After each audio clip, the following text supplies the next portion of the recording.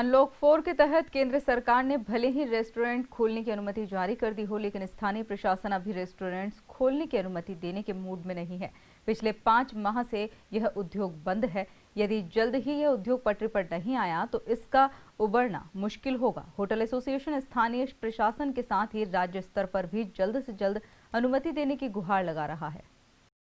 इंदौर शहर पूरे देश में अपने खान पान के लिए मशहूर है। वीकेंड्स छोड़िए, यहाँ सप्ताह के सभी दिनों में होटल और रेस्टोरेंट स्वाद के शौकीनों से भरे रहते हैं। लेकिन संक्रमण काल के बाद हालात पूरी तरह से बदल गए हैं। स्वाद के शौकीन से गुलजार रहने वाले यह रेस्टोरेंट अब वीरान पड़े हुए हैं। मई माह के बाद से केंद्र सरकार ने अनलॉक की प्रक्रिया प्रारंभ की थी। हाल ही में केंद्र सरकार ने अनलॉक 4 के तहत भी आदेश जारी किए हैं, जिसमें रेस्टोरेंट को खोलने की अनुमति दी गई है। लेकिन इंदौर में स्थानीय प्रशासन अभी होटल्स व रेस्टोरेंट को खोलने के लिए तैयार नहीं है। 2 माह पहले जिला प्रशासन ने रेस्टोरेंट के किचन चालू कर टेक अवे की अनुमति दी थी। उसके बाद से ही होटल व रेस्टोरेंट संचालकों को इस बात की उम्मीद जगी थी कि जल्द ही फिर से होटल गुलजार होंगे। इसके लिए होटल एसोसिएशन द्वारा जिला प्रशासन को एक एसओपी भी तैयार करके दी गई थी, जिसमें कोविड प्रोटोकॉल का पालन करते हुए रेस्टोरेंट संचालन करना तय किया गया था।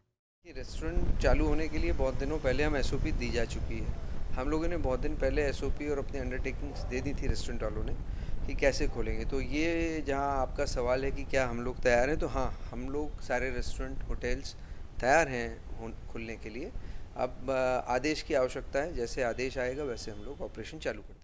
सुमित सूरी के अनुसार जिला प्रशासन के साथ ही राज्य स्तर पर भी कई बार गुहार लगाई गई है, जल्द से जल्द होटल व रेस्टोरेंट व्यवसाय को खोलने की अनुमति दी जाए। सुमित सूरी ने बताया कि यदि जल्द ही वह उद्योग पटरी पर नहीं आया तो यह पूरी तरह से बंद होने की कगार पर आ जाएगा।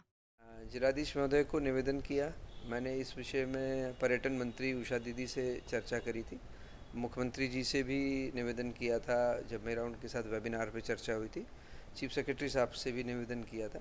सभी की तरफ से ये आश्वासन था और ये बताया गया है कि जितनी जल्द हो सकेगा हम लोग इसको खोलने की तैयारी करेंगे रेस्टोरेंट को। मैंने उनको आग्रह किया था, क्योंकि अब जिससे कि सारे सेक्टर चालू हो चुके हैं, अगर रेस्टोरेंट चालू नहीं करेंगे तो जो हम लोगों ने कर्मचारियों को रोक रखा है वो दोबारा पलायन की स्थिति में आ जाएंगे।